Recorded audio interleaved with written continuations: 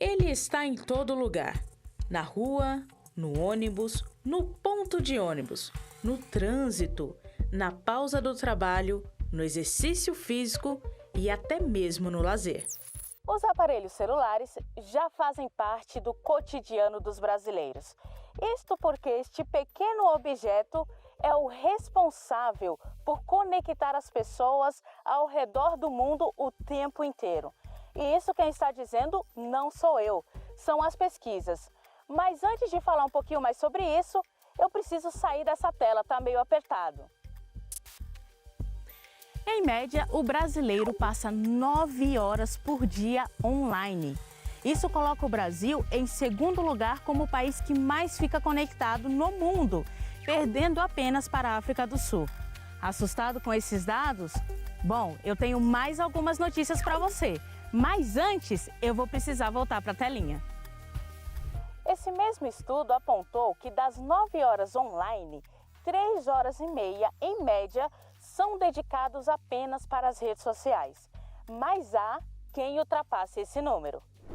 Como é o caso da Mariana Lima, que fica mais de 8 horas por dia conectada. Eu acho que sou viciada em celular desde que eu tenho um celular.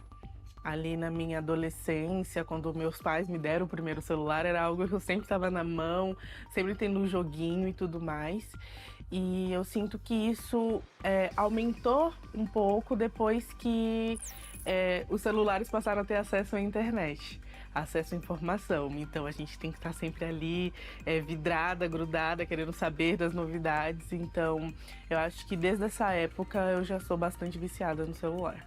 E o celular caiu nas graças do povo brasileiro. Mariana não é a única que fica agarrada com ele durante o dia para se manter conectada. E eu fui até o Instituto Brasileiro de Geografia e Estatística conversar com alguém que entende muito de dados e vai me contar um pouquinho sobre como anda a conectividade no Brasil. Ocorreu um crescimento bastante grande, né? Hoje a gente tem mais de 80% dos brasileiros acessando a internet de modo expressivo, né? Atualmente, o mais utilizado é o smartphone, a conexão por meio de telefone. Então, quando nós começamos a pesquisa, por exemplo, o início da coleta desse tipo de informação, no início dos anos 2000, a predominância era do computador, né? Então nós tivemos um período muito grande do computador sendo predominante, e aí a partir de 2013, 2014, começou a ter essa migração, né? Então, com a disseminação do smartphone, começou a crescer a utilização do smartphone. Então, desde 2016, o smartphone já predomina como meio de acesso à internet. E nem a turma da terceira idade está ficando de fora dessa conexão toda. A dona Cida também caiu nas graças da internet. Quando chegou a pandemia, eu ficava muito em casa sozinha, então eu tinha que fazer alguma coisa e não podia sair. E eu sempre fui muito elétrica e estava presa dentro de casa. Aí minha saída foi o celular, aí que eu comecei a usá-lo. Eu praticamente já dormia com ele, porque eu passava com ele o dia inteiro e até para a cama eu levava ele. Então era isso, a minha rotina era ficar nas redes sociais, vendo as coisas. Bom, nos últimos anos houve um crescimento bastante explosivo, né? Então, por exemplo, se nós compararmos entre 2016 e 2024, que é a data da última divulgação da pesquisa, houve um crescimento de quase 30% na utilização da internet. Então nós chegamos agora, no ano de 2024, a aproximadamente 160 milhões de pessoas acessando a internet. Praticamente a totalidade da população hoje acessa a internet, né? Aí a gente tem a diferenciação por faixas etárias. Então, por exemplo, a gente tem um grupo específico, que é o grupo de pessoas de 50 anos ou mais e de 60 anos ou mais, que a proporção era muito baixa. Então, por exemplo, entre as pessoas de 60 anos ou mais, em 2016, apenas 20% dessas pessoas acessavam a internet. Então, por exemplo, nós chegamos agora a 66% das pessoas idosas acessando a internet. E toda essa conectividade tem gerado danos físicos e emocionais para aqueles que fazem uso excessivo desse recurso. Eu sinto que me afeta psicologicamente o fato de estar muito conectada. Eu tem uma frase que eu sempre falo assim, isso é uma coisa de uma pessoa cronicamente online. Eu sinto que o meu linguajar, as minhas gírias, as minhas palavras são, tipo, muito de uma pessoa cronicamente online. E psicologicamente, eu sinto que me afeta no nível social mesmo. Como, por exemplo, a gente acha que facilita o fato da gente conseguir mandar uma mensagem para uma pessoa pelo celular e conseguir se comunicar. Mas isso, na verdade, está trazendo mais isolamento. E também a questão da comparação. E mesmo sabendo que a rede social ela só mostra o lado bom da vida, porque ninguém vai mostrar as coisas ruins, mesmo sabendo que tudo é maquiado, que a pessoa só está mostrando o lado bom da vida, não tem como a gente não se comparar. A questão de sempre ter que fazer coisas para ter uma validação social, até mesmo o consumismo.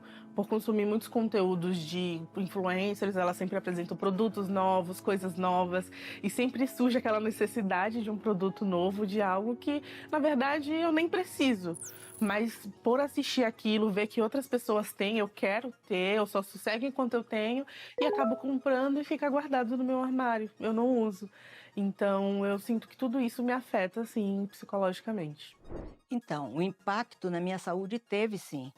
Porque eu não tinha uma dor aqui no cotovelo e comecei a ficar com essa dor no cotovelo. Depois disseram que era tendinite, tenossinovite, não sei o que é, de tanto mexer no celular e no computador. O efeito é justamente esse, atrapalhar o sono.